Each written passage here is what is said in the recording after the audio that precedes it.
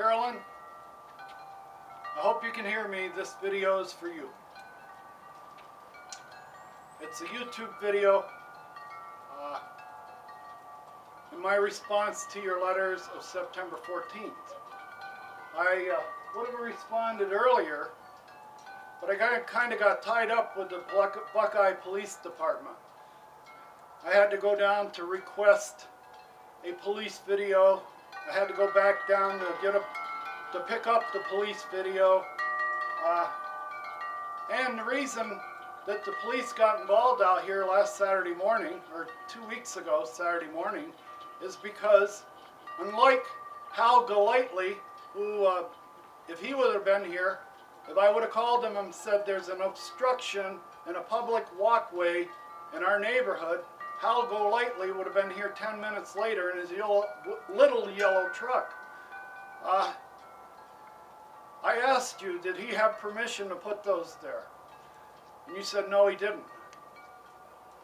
And you said, I'll have them taken out. This was Friday afternoon around 3 o'clock. Now, if you would have gotten out of the office like Hal Golightly, jumped in your car like a manager should do, and come out and saw this public hazard in an access easement, you could have taken them out yourself right there, or you and I could have taken them out.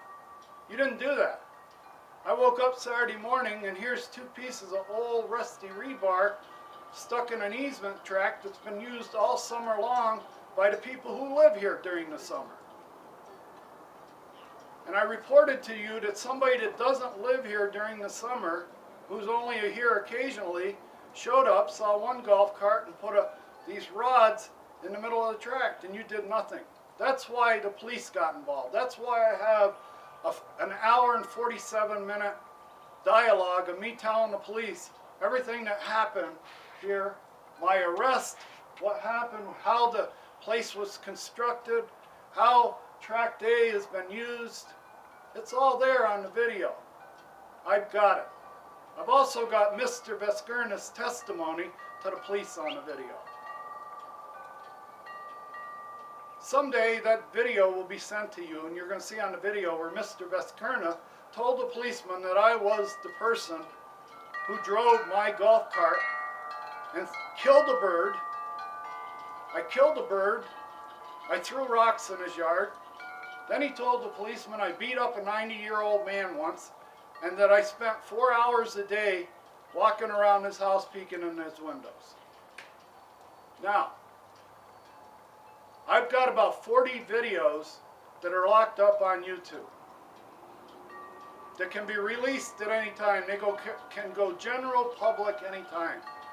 They're going to be hashtagged as Sundance Active Adult HOA, Buckeye, Arizona, Meritage Homes, things like that. So anybody that goes on YouTube and puts those names in, these videos are going to come up. The reason I'm shooting it here, you just saw a bunch of people tee off. There's people on the tee box all the time. Look at the guy, he's pointing now to the crevice. He's pointing to the crevice. Did you just see him walk up to the tee and look at that ditch and go, look at that? You don't think that guy recognizes what a hazard that is? Maybe Charlie Waters said something to him the other day, because I approached Charlie Waters as he went by my house the other day with the camera, and I'll send you the video if you want it, but I asked Charlie Waters directly, you know, how come that's still there? It's been a month. You've been playing golf here all month, and this hasn't been addressed, and you're part of the management group here. You're the senior member on the board. We're supposed to have a cohesive, integrated management team here. The HOA, the golf course, and AAM. And you allow a public hazard like that. Well, these videos that I have right now, I'm up to about 45, 15-minute videos. And they're all locked up. The next time a policeman puts a set of handcuffs on me out here in Buckeye, there are people out there that have the authorization to release these videos and go public. If you want that to happen, that's sure. But I'm shooting this here to show you what I go through day in and day out. Right now you have the men's group. These are all senior golfers, been playing golf all their life. They're not going to try to hit off the long tee over there. They don't have the game for it, and they all know it. So they're going to save their handicap by playing it down here. My problem is the golf course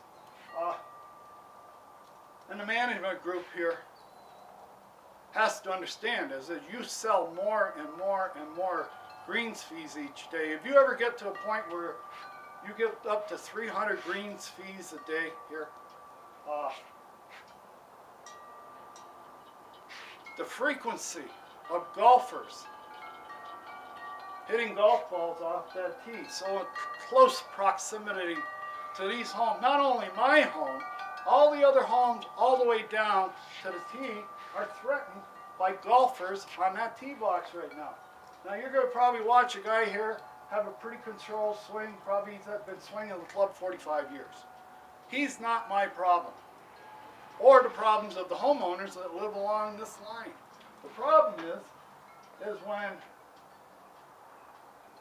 three young players who are good players try to talk another guy into playing golf.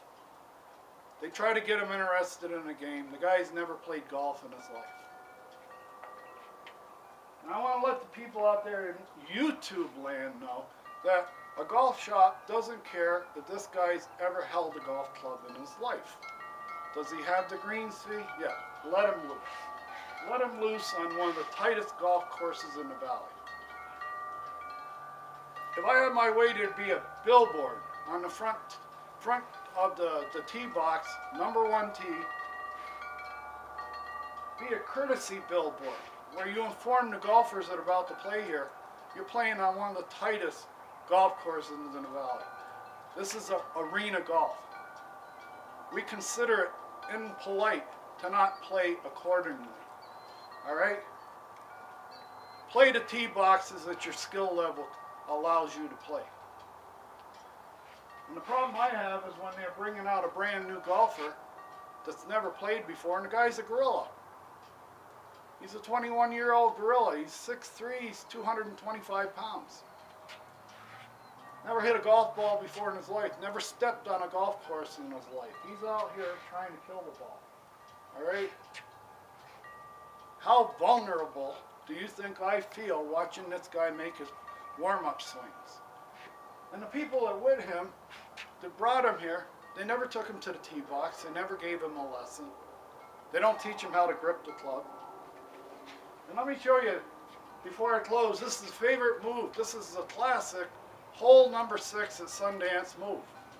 The guy gets up there, he hits the ball and he goes, ah, shit. Re-tees another one. Automatically. As soon as the ball leaves this club, he's got another one teed up. Some golfers do that 5 or 6 times. If they're not being pushed and there's nobody around them, and they look back and they don't see a group behind them for 3 holes, this becomes a practice range. This is where we're going to take this guy and we're going to work with him. We're going to let him hit as many balls as it takes to get over the lake. We're going to take him to that far tee box. He needs this.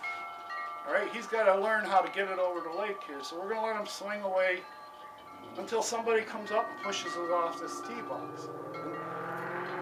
I see it day after day. Well, I'm going to close at this. Please watch the next 3 videos. Those are my response to your architectural letters. And there are much more. I'd like to see this all go away.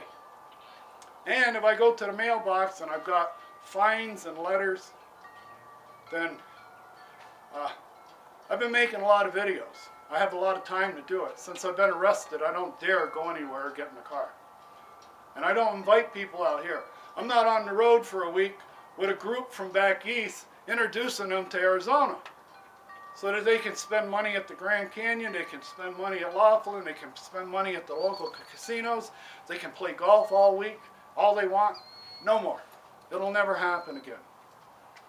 But please, accept those videos as my response.